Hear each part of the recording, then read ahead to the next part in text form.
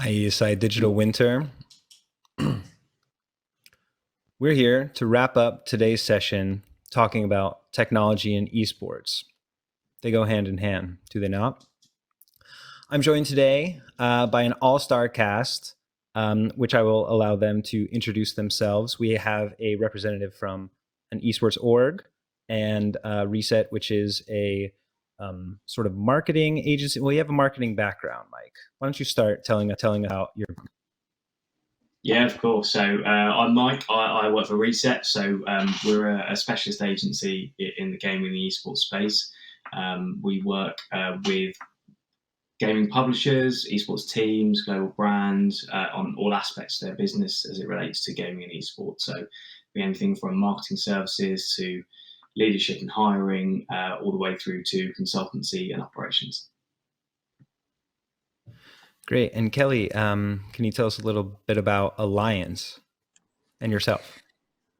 Hello, everyone. My name is Kelly, and I'm today the Chief Strategy Officer and co-owner of Team Alliance. Alliance is a global esports brand. We have 6 competitive rosters located all over the world. We are predominantly a Central, European organization. We focus a lot on the competitive side as an organization. So thank you for having me here today. Glad that you're able to join us today. There's a freak snowstorm in Gothenburg, but we're happy that we got you here on time. And our gracious sponsor of this session is from Omnicoach. Daniel, will you please tell us a little bit about yourself and about Omnicoach as well? Yeah, sure. And hi, everyone. I'm Daniel, the CEO and co-founder of Omnicoach. We are a technology company, and I would say our mission is to help businesses to better monetize esports through education and different fun elements. Very briefly, it means that we built a white label match analysis service, and we enable teams, agencies, brands to set up their own branded match analysis service and start to engage people by providing them feedback about their gameplay on a per match basis. And besides this, our partners can create custom challenges in the system. These are very sophisticated and nerdy missions. And whenever a user completes a challenge, redeem your coupon button appears, the user clicks, and we drive the user to any website destination, mostly to the sponsor's web shop or to any branded landing page. That's the story. Right. So very much involved with very various, tech, and also I think you probably use a bit of artificial intelligence there too to do some of the heavy lifting there. So I want to ask, and we'll start off with you, Daniel. What uses of technology do you find is the most impactful when working with not only clients, but also with the times that you have worked with orgs? And then Kelly will go after you next, and I'll change that a little bit. How does your org also utilize technology, maybe in the sense of not only helping with competitive players, but also when you're working on campaigns for your partners? And then Mike, after that, wrapping up, we'll say, or I'll ask, or I would like to hear from you about what types of technology and practices go into figuring out how campaigns are working for you. So Daniel, please kick us off. Okay, so if I remember right the question, so what type of technologies we use and how we help by these our partners. So we use machine learning, computer vision, and other fun cutting-edge technologies to extract information from the gameplay videos. And it actually enables us to understand the gameplay videos. And that's why we can create very sophisticated challenges for in-game events. And we use this technology to authentically connect any type of brands with this audience. Just giving you an example, so whenever you secure a kill with an agent in Valorant who have a big beard, you can get a shaver or something like that. So this is one thing how we use the technology and support our brands. Other example, we collect a lot of data.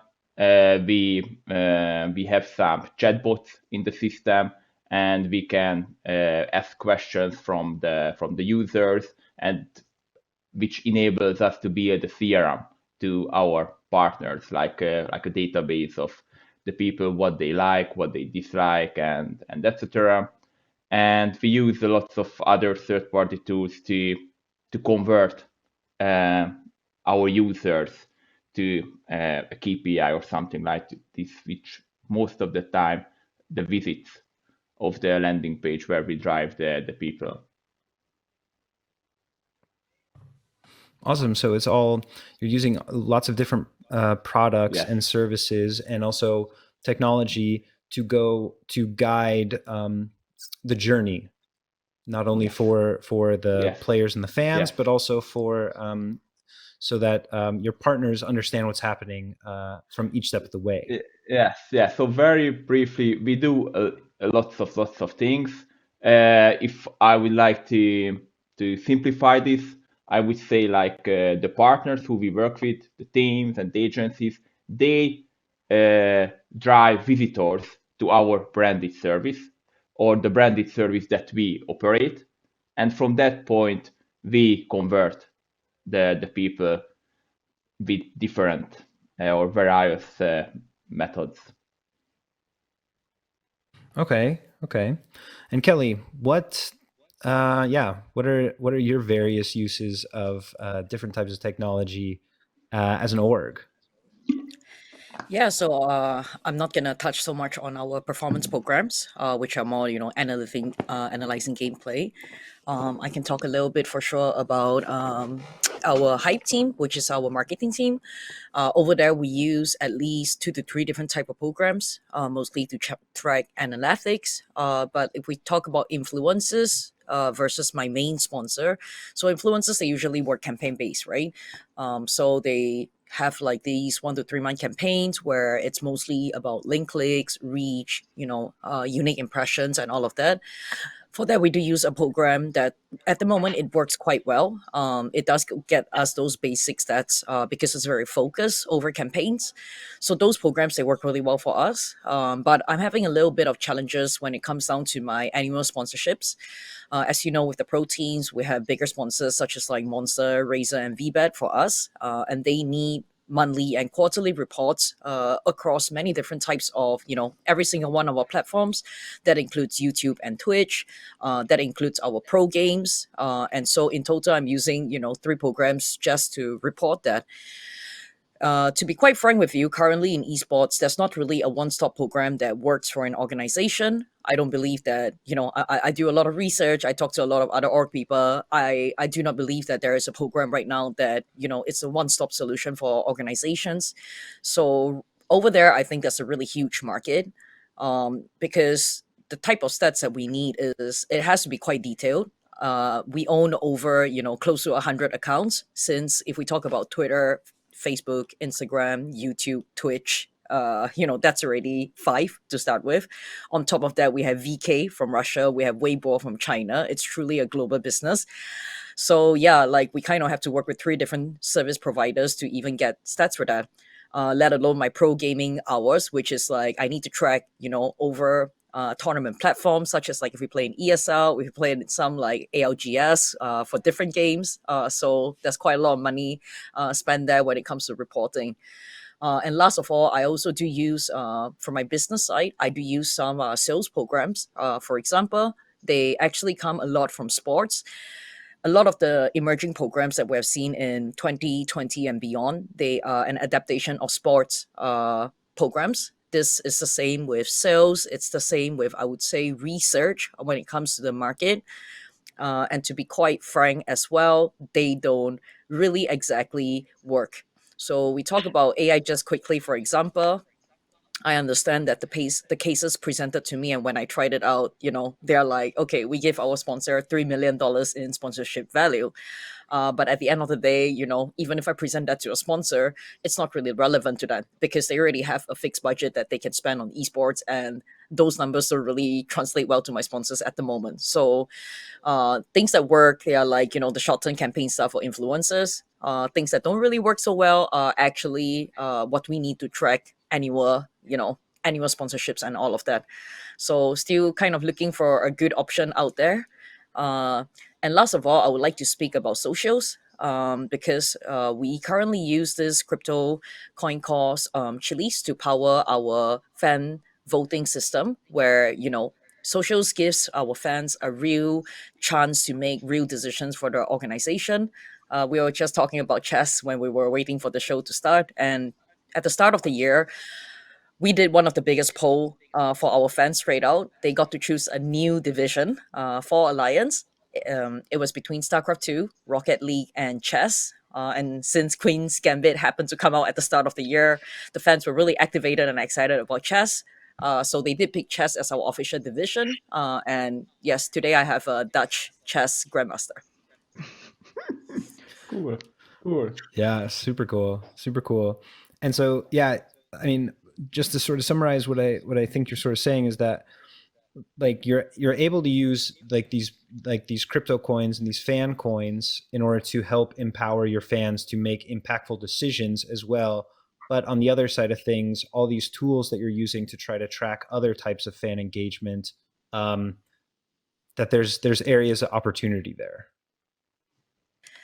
Yeah, I honestly believe that if one day, there's a couple of programs out there, but they're not really optimized. I'm sure everybody that works in esports marketing knows that Twitter, for example, they removed their demographic. Instagram and Facebook statistics are notoriously hard to track. So yeah, I think like any company that kind of figures out a one-stop solution for esports, because currently I have to take all my stats from a minimum of 3 different services. I think someone who figures out a one-stop service for esports teams are probably going to get a really big market share, because even up to today in 2021, I do not know of a single team that has simply a one-stop solution when it comes to listening to fan sentiments, gauging fan engagement, and at the same time we're tracking our stats reports and all of that we need to submit to our sponsors on a either month by month or quarterly basis. Yeah, Mike, I know that you run lots of campaigns of various lengths as well. I was wondering if you could speak on the bits that Kelly just brought up. Do you have similar pain points? Yeah, really interesting, because I think we see a lot of it from the brand perspective. So we use tech on the pre-planning stage in terms of what their strategy should be, and then also actually monitoring and measuring. So I think for, on the brand side, a big thing we often see is people coming to us and saying, especially if it's non-endemic brands and it's their first kind of entry into esports, the first questions are usually like, what game should I go after? What set of games? And for a lot of brands, their first sort of inkling is to go with what they know from news and popular media. So they'll see Forbes, Business Insider, BBC, and they'll see things that are popular like Fortnite. So 3 years ago, I don't think I could have got out of a conversation where people are saying, what do we do around Fortnite esports? What do we do with Ninja? And that's just because they don't know, because the knowledge gap is quite big. So we use data to kind of help them actually inform that strategy. So part of what we do is say, well, look, you tell us who you're trying to reach, because that's the most important thing if you're, for example, a brand. If you want to reach 25 and over fans in, say, Southeast Asia, then Call of Duty, Counter-Strike might not be one of the best games to go with, despite what you've heard or read in particular press. So we start looking at, who are those fans across those social channels. So, for example, aggregating Twitter, Instagram, Facebook, TikTok, looking not only who follows those games, so for example, who follows, say, like at Overwatch, but who follows the news channels, the esports channels, and then building kind of a profile of, look, okay, well, based on what you're trying to get to, maybe Overwatch is a much better game for you to start entering, and then you can dive deeper. So you use data to inform, well, that's our strategy, that's our game. So maybe what's the influencers we might go and work with to help us carry a campaign. Again, data to help us identify who those people are, who has the biggest penetration within that market. On the monitoring side, what we've typically seen, and kind of goes back to Kelly's point, is the sort of one-stop shop. And I think on the brand side, they have it in a completely different way. For a lot of brands we work with and talk to, they want to have as few tools as possible to monitor fan engagement. So if you are someone like State Farm or I don't know, a big global brand, you likely sponsor a lot of other cultural events across sports and entertainment.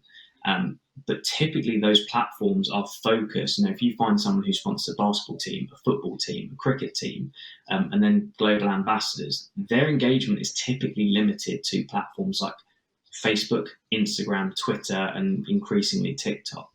When it comes to esports, what you find is usually, yes, engagement happens on those platforms and you can track fans across them, but the majority of that conversation takes place on platforms like Twitch, Discord, Reddit, Weibo, depending on what their business is and who you're going after.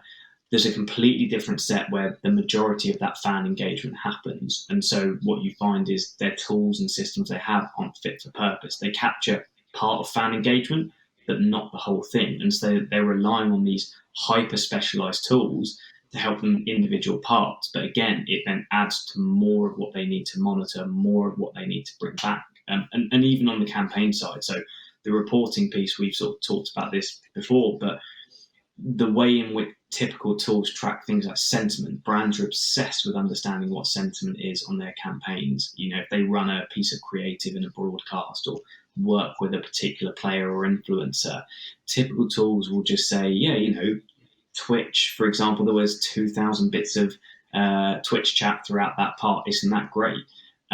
But typically the way they measure sentiment is based on normal language. So, people in traditional sports or entertainment will say words like good or amazing or great or terrible or bad.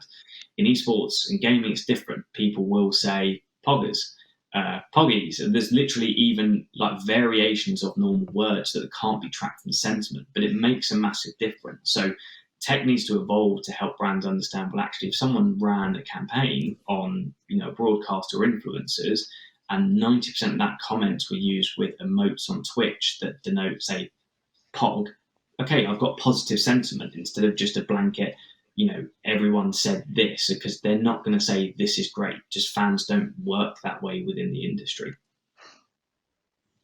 Right. Yeah. I mean, it's like, I think echoing sort of what Kelly and what you were saying, Mike, is that, sports and these traditional tools do not really, and like digital marketing tools cannot just be converted to esports purposes, because not only is it a new language, but it's a new culture, and it's also so young that these other more legacy industries and professions, they've had a long time to develop on this. And while esports, as we know, moves very, very fast, still seems like the tech is still really catching up, and we're constantly pushing the limits of what the available tools have, or that are available, are able to do. And so I wanted to ask a little bit as well, and to twist this question back a little bit, that because so many of us are using so many different tools to use our jobs, and also, as you were saying, Mike, that your clients and partners also have to use so many tools to track these things with these massive campaigns, and they're trying to use this to understand sentiment. What is the sort of conversation around spending money on these tools that now we're all trapped in subscription Hades, because we have so many different subscriptions? You can't buy anything outright anymore. You have a monthly or annual cost. How do we, as a panel, approach cost spent on this versus potentially hiring someone to also do this job that can also be useful in other ways? Kelly, let's start with you.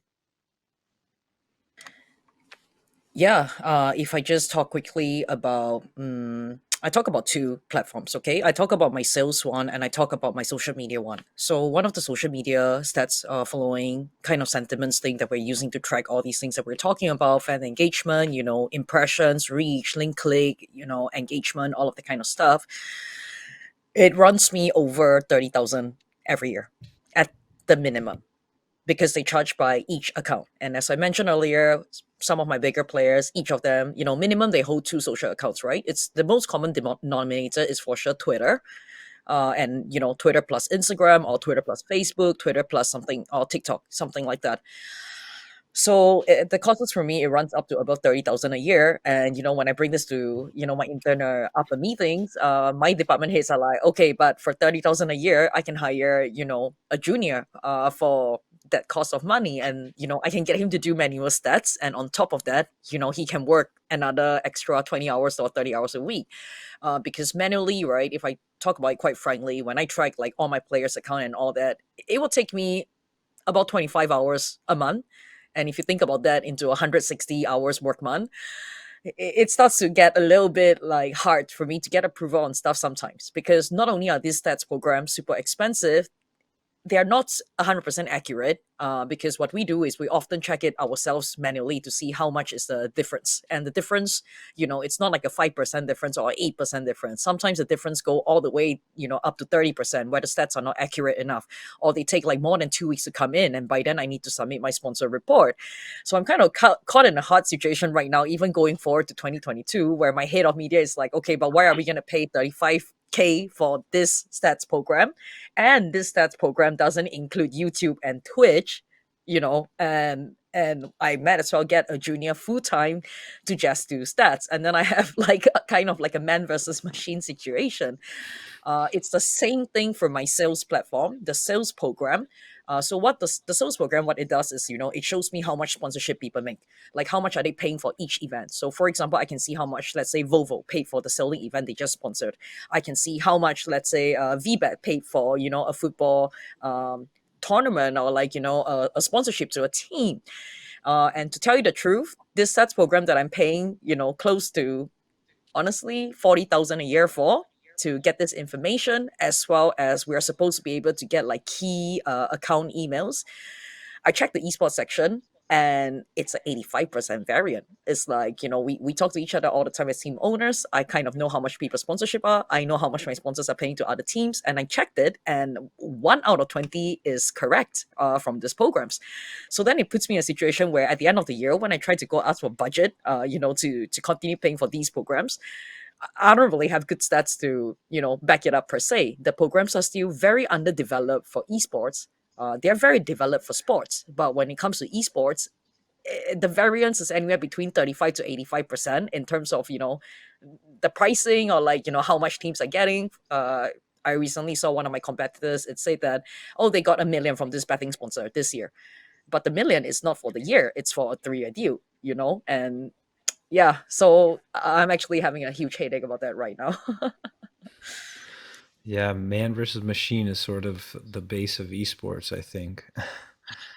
Hey, Mike, how do you see that, technology versus, or I guess, what's your take on man versus machine for your line of work? I think it's, I mean, not just our line of work, but I think in general, because we work with brands and we work with esports teams and platforms, and I think it's a highly individual point that people need. But realistically, technology should be there to inform some of those decisions. So I guess I look at it in a couple of different ways. One is what is the technology that you have giving you? If it's giving you, for example, what Kelly was saying around, pulling in data from all of these sources, Twitter, YouTube, Twitch, and everything, depending on what that gives you, that could just be data. In which case you don't have insight. So you need someone to glean insight from all of those platforms. Now, if you can find something that pulls everything from those systems and gives you insight that tells you, well, the more fans you have on, say, YouTube informs your Twitch strategy, the more fans you have on social helps you drive a TikTok strategy. That's insight. You still need people to go and action it afterwards. So it really depends, I think, on, does the technology you use give you just data, in which case you need people to insight and action, Does it give you data and insight? In which case, you still need people to use action. So a really good example of like personally the way I've used it before and where it's affected me. So I give examples of like how some of the platforms we use to help analyze what the sort of average fan demographics might be for a particular game if someone's looking to enter. Because most available game data isn't available or publicly shared, there's limited signals you can use. So like I said, we track across social and certain signals. One of the platforms we used when we tested it out told us that the average Roblox user on Twitter was about 23 years old and earned about $50,000 a year.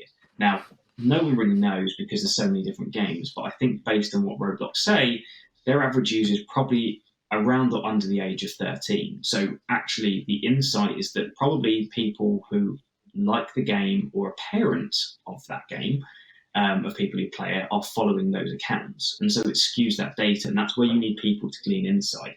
The same on kind of the measurement piece.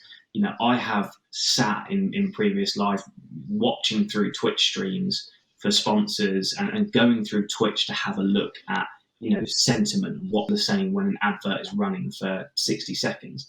I mean, even a 60-second ad, if you are running that in a live broadcast of an esports tournament where you have hundreds of thousands of viewers, Twitch chat goes like that. You can't pull that straight away. So technology helps you kind of pull that data out, and then you can go through it at your own pace, but it still takes hours of someone to do. So technology helps you do that. But again, I can use that time, but if technology helps me pull it or even give me insight of, look, here's how people reacted at different times, it can really kind of help. So I don't think it's necessarily about does it replace it. It's about what does that tech give you, whether it's data and insight. If it can give you data, insight, and action, be skeptical. You know, if you can source influencers for the right campaign, if you can give you the insight of why it's them, and then it goes and contacts them, that's fine. But like, again, if you go and work with particular players or anyone who's worked in talent management, a just blanket email or something that's automated doesn't really work. You still need that kind of human connection, especially within this space, because you need to show you understand what you're doing. So I think they basically go hand in hand.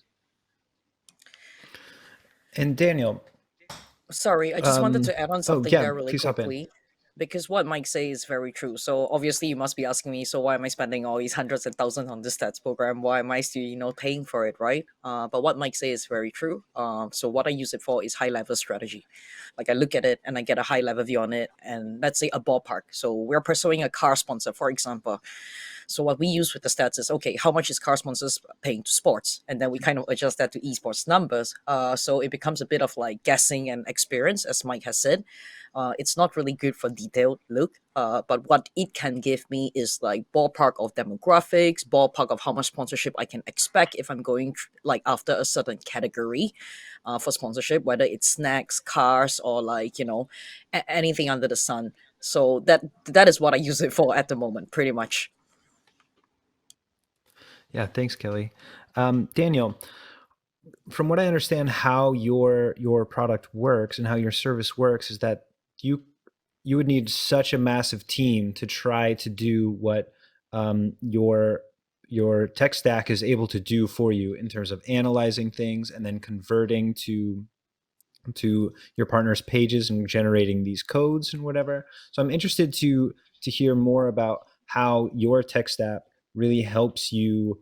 On the other hand, really helps you be really mobile and agile and able to customize things that would be almost impossible with just a team of humans. Yes. So my view on all of this stuff, like machine versus human and answering your questions, I feel like the most important thing here is the special connection which exists between teams and fans, personalities, and between fans. And every technology can or should leverage this type of relationship and connection. And basically, this is what we do. And how we do this, since all of our partners have different needs, we prepared our technology stack to being able to customize the complete system to very different needs.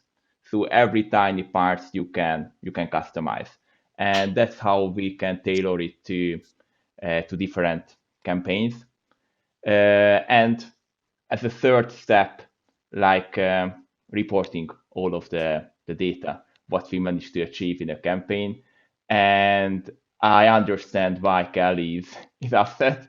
I'm actually sitting in the other side, but I do understand that type of cycle when you start to add only one tool and then another. And of course, when you add just one tiny new tool, that's, of course, if you compare the cost of that service with a human, the tool is gonna cost less. But if you aggregate all of the tools, what you spend money on, then you can get that kind of questions what Kelly had.